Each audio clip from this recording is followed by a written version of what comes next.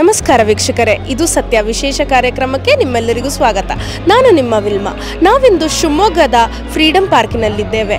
ಇಂದು ರಾಜ್ಯ ಸರ್ಕಾರವು ತಮ್ಮ ಚುನಾವಣೆಯ 5ನೇ ಭರವಸೆಯಾದ ಯುವ ನಿಧಿ ಕಾರ್ಯಕ್ರಮವನ್ನು ಆಯೋಜಿಸುತ್ತಿದ್ದಾರೆ. ಯುವ ನಿಧಿಯು ಯುವ ಜನತೆಯ ಉಜ್ವಲ ಭವಿಷ್ಯಕ್ಕಾಗಿ ನಿರುದ್ಯೋಗವನ್ನು ತಡೆಗಟ್ಟುವ ಪ್ರಯತ್ನದಲ್ಲಿದೆ. ಬನ್ನಿ ಆ ಉದ್ಘಾಟನಾ ಕಾರ್ಯಕ್ರಮವನ್ನು ನಾವಿಂದು ನೋಡೋಣ.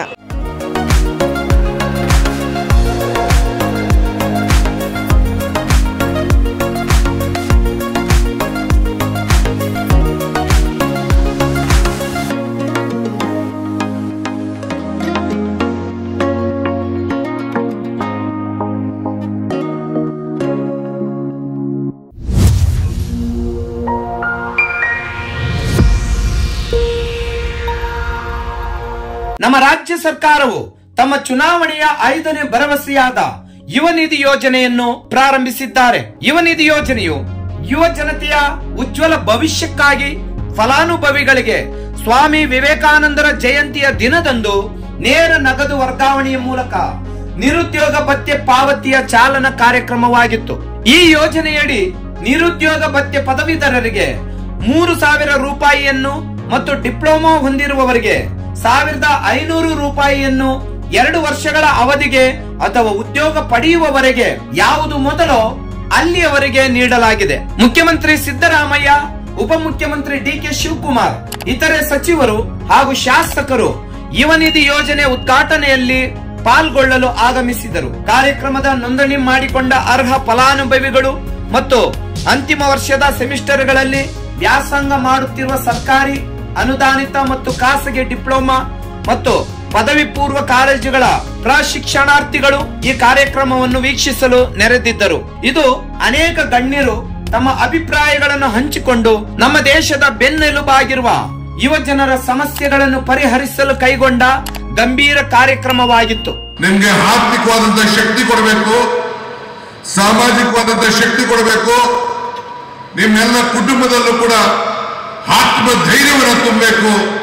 ಈ ಬೆಲೆ ಏರಿಕೆಗಳನ್ನ ಈ ತತ್ತಿಸ್ತಾ ಇರುವಂತಹ ಸಂದರ್ಭದಲ್ಲಿ, ಯುವಕರು ನಿರುದ್ಯೋಗಿಗಳಾಗಿರುವಂತಹ ಸಂದರ್ಭದಲ್ಲಿ ನಿಮ್ಗೆ ಮಾನಸಿಕವಾಗಿ ಈ ಕಾಂಗ್ರೆಸ್ ಸರ್ಕಾರ ಇದೆ ಅಂತ ಹೇಳಿ ನಿಮ್ಗೆ ಶಕ್ತಿ ತುಂಬಬೇಕು ಅಂತೇಳಿ ಈ ಕಾರ್ಯಕ್ರಮಗಳನ್ನು ನಿಮ್ಮ ಮುಂದೆ ಕೊಟ್ಟಿದ್ದೇನೆ.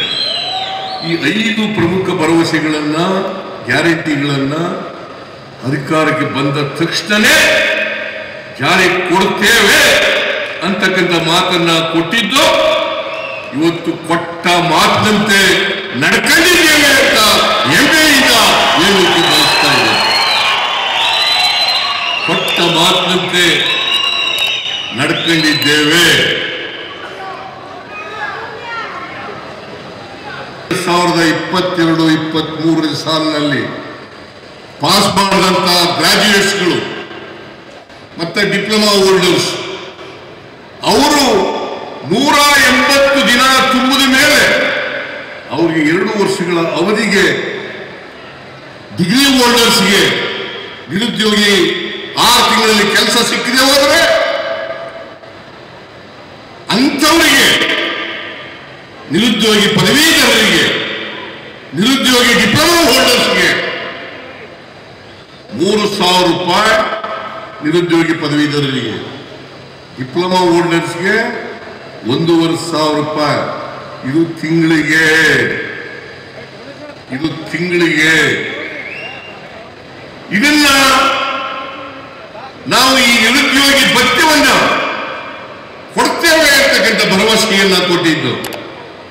ನಾವು ಅಧಿಕಾರಕ್ಕೆ ಬಂದ ತಕ್ಷಣ ಮೇ 20ನೇ ತಾರೀಕು ಅಧಿಕಾರಕ್ಕೆ ಬಂದದ್ದು. ನಾವು ಬಂದ ತಕ್ಷಣ ನಾನು, ಡಿ.ಕೆ. ಶಿವಕುಮಾರ್, ಇನ್ನೂ 8 ಜನ ಹಿರಿಯ ಸದಸ್ಯರುಗಳು ಮಂತ್ರಿಗಳಾಗಿ ಪ್ರಮಾಣ ವಚನ ಸ್ವೀಕಾರ ಮಾಡಿದರು. ನೇರವಾಗಿ ಕಂಠೀರವ ಸ್ಟೇಡಿಯಂನಿಂದ ವಿಧಾನಸೌಧದ ಕ್ಯಾಬಿನೆಟ್ ಹಾಲಿಗೆ ಬಂದು ಅವತ್ತೇ 5 ಗ್ಯಾರಂಟಿಗಳನ್ನು ಮಾಡಿ ಆದೇಶವನ್ನ ಕೊಟ್ಟದ್ದು ನಮ್ಮ ಸರ್ಕಾರ ಅಂತಕ್ಕಂಥದ್ದು ಹೇಳಲಿಕ್ಕೆ ಬಯಸ್ತಾ ಇದೆ. ನೀವು ಎಲ್ಲಿಂದ ಬಂದಿರೋದು? JFTC ಶಿರಾಳಕೊಪ್ಪ. ನಿಮ್ಮ ಹೆಸರು? ಜ್ಯೋತಿಕಾ ಬಿ. ಓಕೆ, ನಿಮಗೆ ಸರ್ಕಾರ ಈ ಒಂದು ಯೋಜನೆಯನ್ನು ನೀಡ್ತಿದೆ, ಯುವ ನಿಧಿ ಯೋಜನೆ, ಅದರ ಬಗ್ಗೆ ನಿಮಗೆ ಏನು ಅನ್ಸುತ್ತೆ? ಒಳ್ಳೆಯದೇ ಅನ್ನಿಸ್ತಾ ಇದೆ ಮೇಡಮ್. ಈಗ ಅವ್ರು ಕೊಡ್ತಾ ಇರೋ ಹಣದಿಂದ ಯಾವುದಾದ್ರು ಒಂದು ಕೌಶಲ್ಯಗಳನ್ನು ಕಲಿತು, ಅಂದರೆ ಟೈಲರಿಂಗ್ ಕ್ಲಾಸ್ ಆಗಿರಬಹುದು ಅಥವಾ ಯಾವುದೋ ಕಂಪ್ಯೂಟರು ಅದಕ್ಕೆ ವಿನಿಯೋಗ ಮಾಡಿ ಅದರಿಂದ ಜೀವನವನ್ನು ಕಟ್ಕೋಬೋದು ಅಂತ ನನ್ನ ಅನಿಸಿಕೆ ಅನಿಸುತ್ತೆ ಮೇಡಮ್. ಖಂಡಿತ. ನೀವೆಲ್ಲಿಂದ ಬಂದಿರೋದು sir? GFGC Shiralakoppa madam. Okay, ಶಿರಾಳಕೊಪ್ಪದಿಂದ. ಸರ್, ಈ ಯುವ ನಿಧಿ ಯೋಜನೆ ಬಗ್ಗೆ ನಿಮಗೇನು ಅನಿಸುತ್ತೆ ಸರ್? ಕೊಡೋದು ಒಳ್ಳೇದು ಅನಿಸುತ್ತೆ ಮೇಡಮ್. ಯಾಕಂತಂದರೆ ಎಷ್ಟೋ ವರ್ಷಗಳಿಂದ ಕೆಲವರು ಓದು ಮನೆಯಲ್ಲಿರ್ತಕ್ಕಂಥವ್ರು ಇದ್ದಾರೆ.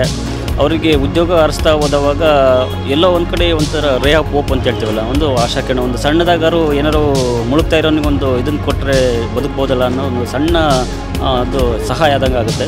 ಖಂಡಿತವಾಗ್ಲೂ ಈ ಥರದ್ದು ಯಾವುದೇ ಸರ್ಕಾರಗಳು ಬಂದು ಈ ಥರದ್ದು ಉದ್ಯೋಗದ ಹಿನ್ನೆಲೆಯಲ್ಲಿ ಒಳ್ಳೆ ಕೆಲಸ ಮಾಡಿದ್ರೆ ಎಲ್ಲರೂ ಕೂಡ ಅಪ್ರಿಷಿಯೇಟ್ ಮಾಡಬೇಕಾದಂಥ ಒಂದು ಇದೆ.